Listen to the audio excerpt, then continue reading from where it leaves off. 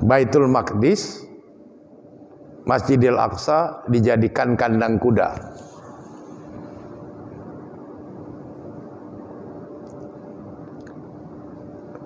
Tapi Salahuddin Al-Ayyubi dari dinasti Ayyubiyah, mewakili umat Islam di era itu, berhasil memenangkan perang salib ketiga dan merebut kembali Baitul Maqdis dari tangan Richard Lionheart, pemimpin perang salib ketiga dari kerajaan Inggris pada waktu itu.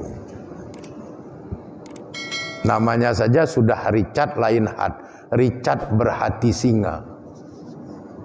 Jadi sudah bisa kita bayangkan bagaimana kejamnya.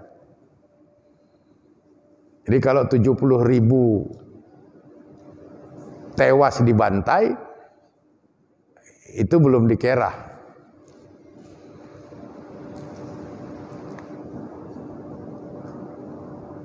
Tapi umat Islam tidak pernah berhenti berjuang. Kalah menang hal yang biasa. Tetap maju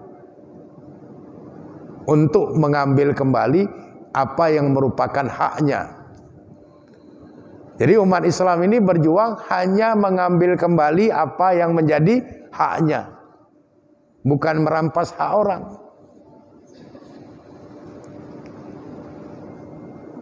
Maka perjuangan Islam itu adalah perjuangan yang suci.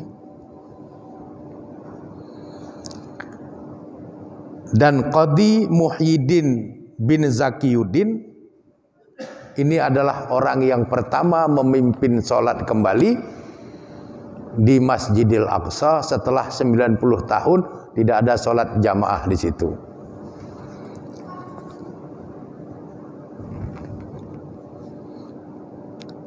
Jadi umat Islam itu tidak pernah sepi dari perjuangan. Begitu juga di era Nabi, ada perang Badar, perang Khandak, perang Tabuk, terakhir itu Fathul Makkah, Januari 630 Masehi. Di mana di dalam peristiwa Fathul Makkah itu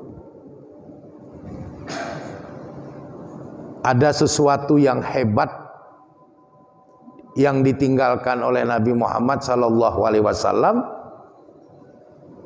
yang kemudian itu menjadi filosofis para panglima perang di seluruh dunia setelah itu. Jadi Fathul Makkah itu menyimpan filosofis menyerang tanpa pasukan,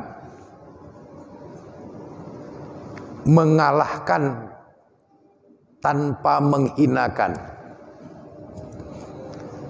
Jadi Fathul Makkah itu nggak terjadi benturan fisik antara pasukan Nabi dengan orang-orang kafir Quraisy.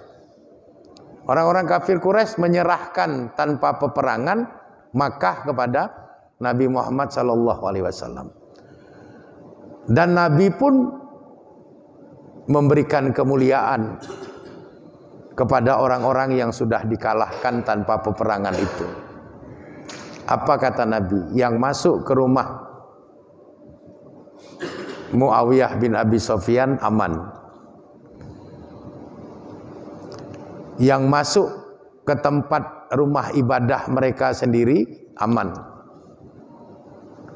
Yang meninggalkan kota Mekah tanpa mengganggu orang Islam aman. Jadi Nabi memenangkan peperangan tanpa menghina orang yang sudah dikalahkan. Itulah yang dipakai oleh Sun Tzu dalam strategi perang Tiongkok. Maka kita lihat cara perang Cina. Dia tidak menggunakan metodologi perang fisik, tapi dia masuk melalui relung-relung yang non fisik.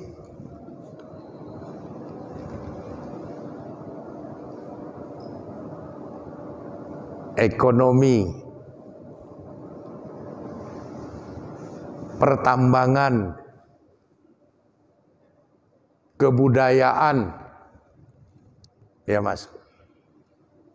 Dia akan menang orang yang kalah tanpa merasa dikalahkan padahal sudah kalah. Itu teori yang dipakai oleh Nabi Muhammad SAW dalam peristiwa Fathul Mekah yang kemudian dipedomani oleh seluruh jenderal-jenderal perang di seluruh dunia dari zaman ke zaman.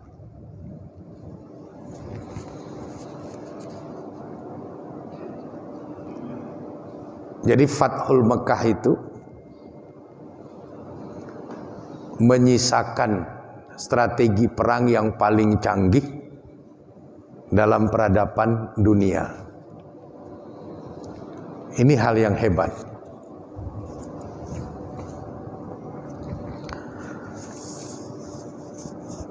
Kemudian kita melihat bahwa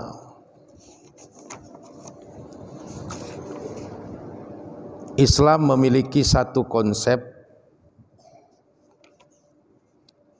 di mana konsep Islam itu mengajarkan kepada kita bahwa semangat perjuangan itu lebih menentukan daripada alat perjuangan. Jadi semangat perjuangan itu lebih menentukan daripada alat perjuangan. Kita lihatlah bagaimana bangsa kita membebaskan diri dari penjajahan Belanda dan Jepang. Saya membaca satu buku, The Crescent and the Rising Sun, The Crescent and the Rising Sun, Bulan Sabit dan Matahari Terbit, yang ditulis oleh Harry Julian Benda, seorang peneliti Belanda. Jadi bagaimana kejamnya penjajah Belanda itu pada bangsa kita, lebih-lebih bagaimana kejamnya penjajahan Jepang kepada bangsa kita. Dengan peralatan yang sederhana, bangsa kita itu bisa mengusir penjajah, sehingga kemerdekaan kita itu adalah kemerdekaan hasil dari perjuangan, bukan kemerdekaan hadiah. Indonesia merdeka bukan pemberian, bukan hadiah dari penjajah, tapi anugerah Allah atas perjuangan para pahlawan kusuma bangsa. Dan semangat itu ada pada dada setiap pejuang di tanah air kita di masa yang lampau.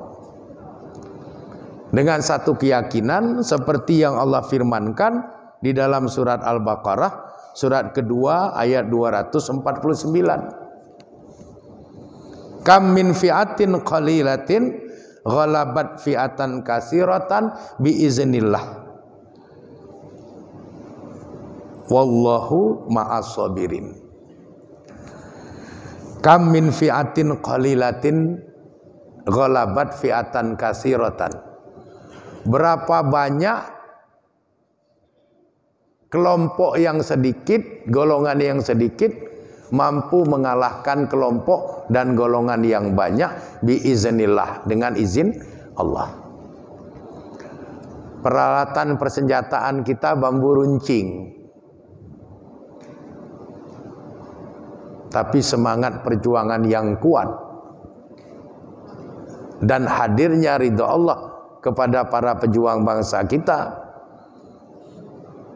maka penjajah itu akhirnya meninggalkan negeri kita dan kemudian kita memproklamasikan kemerdekaan bangsa kita.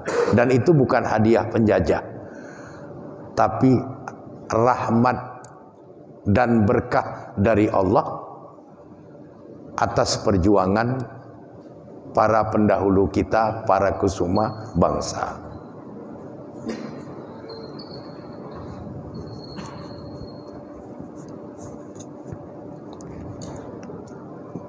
Dan perjuangan yang dilakukan oleh para pahlawan kita itu, karena memang didasari oleh kekuatan iman, maka perjuangan itu tidak menjadi beban.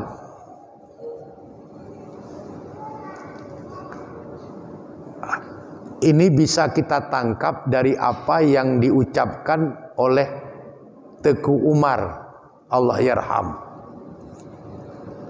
Apa Teku Umar bilang? Mengoh singoh getanyo jib kupi di kede melabuh. Ya. Atawa ulun akan syahid. Jadi santai saja Teku Umar. Besok kita minum kopi di kede melabuh. Atau saya gugur sebagai syahid, kata Teku Umar. Jadi tidak ada beban dalam perjuangan. Tidak ada beban dalam perjuangan. Berjuang, jib kopi jalan terus. Hana masalah. Karena apa? Karena semua dilakukan ikhlas karena Allah. Mencari ridha Allah. Membebaskan bangsanya dari penjajahan asing. Nah, inilah yang harus terus kita kenang. Kita syukuri kemerdekaan kita yang sudah berusia 78 tahun ini. Mudah-mudahan ke depannya bangsa kita, negara kita menjadi bangsa dan negara yang semakin kuat, hidup dalam kejayaan, kemakmuran, dan keadilan.